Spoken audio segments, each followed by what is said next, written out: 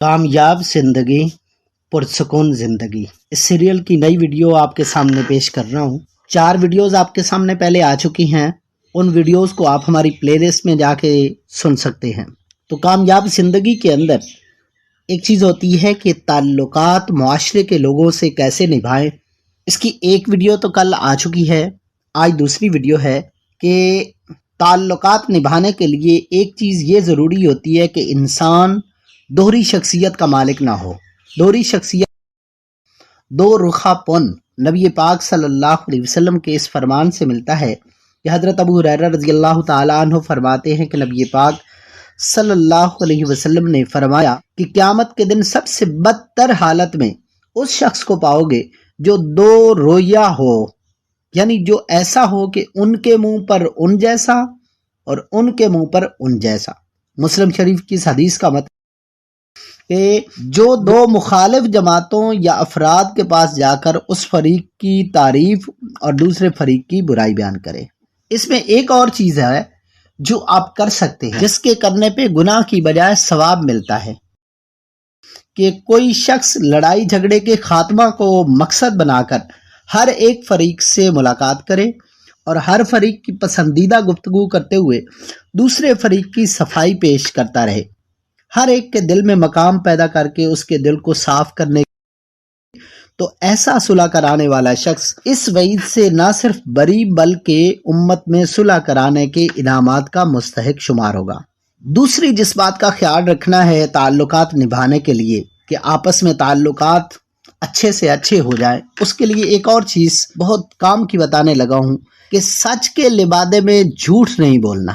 نبی پاک صلی اللہ علیہ وسلم کا ایک فرمان، سنن ابی داؤد کی حدیث، فرمایا کہ بہت بڑی خیانت کی بات ہے کہ تو اپنے مسلمان بھائی کو کوئی ایسی بات کہے کہ وہ اس میں تجھ کو سچا سمجھ رہا ہو اور تو اس میں جھوٹ کہہ رہا ہو۔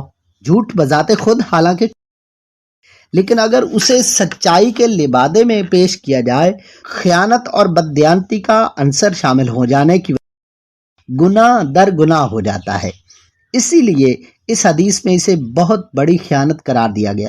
ایسا شخص نہ صرف جھوٹ بولنے کا مرتکب ہوتا ہے بلکہ مخاطب کے اعتماد کو مجروح کر کے اس کے ساتھ خیانت کی سزا کا بھی مستحق ہو جاتا ہے۔ قرآن پاک میں سورۃ الانفال کے اندر ایسا شخص اللہ تعالیٰ کے ناپسندیدہ بندوں میں شمار ہو۔ اللہ فرماتے ہیں ان اللہ لا يحب الخائنین، یاد رکھو اللہ خیانت کرنے والے لوگوں کو پسند نہیں کرتا۔ یہی دھوکہ دہی قیامت میں سر عام رسوائی کا ذریعہ بنے گی۔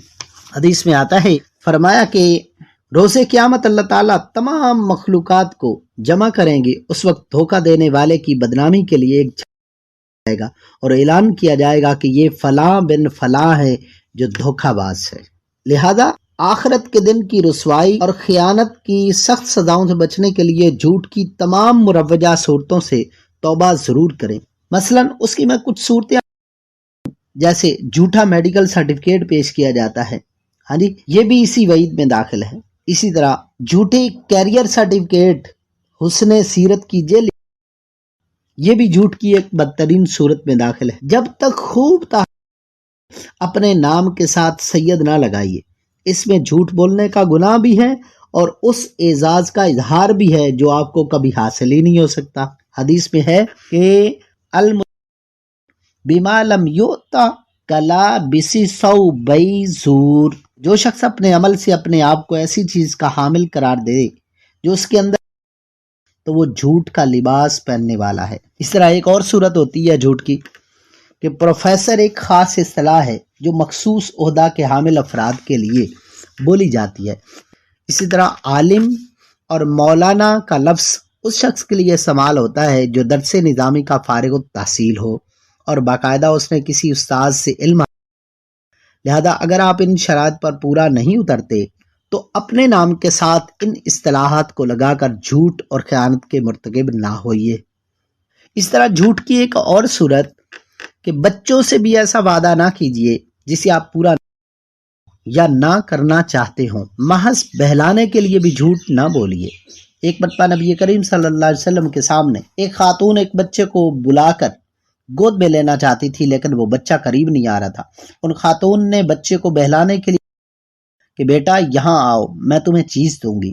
نبی پاک صلی اللہ علیہ وآلہ وسلم نے اس کی وہ اور آپ نے خاتون سے پوچھا کہ تمہارا کوئی چیز دینے کا ارادہ ہے یا ویسے ہی اس کو بلانے اور بہلانے کے لیے کہہ رہی ہو؟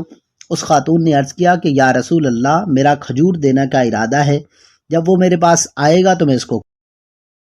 نبی پاک صلی اللہ علیہ وسلم نے فرمایا اگر تمہارا کھجور دینے کا ارادہ نہ ہوتا تو تمہارے نامہ اعمال میں ایک جھوٹ لکھ دیا جاتا۔ تو تعلقات کو نبھانے کے لیے ان دو باتوں کو اپنے پلے باندھ لیجئے، انشاءاللہ کامیاب زندگی، پرسکون زندگی کے مختصر ٹپس لے کر انشاءاللہ نئی ویڈیو کے ساتھ آپ کے سامنے ضرور حاضر ہوں گا۔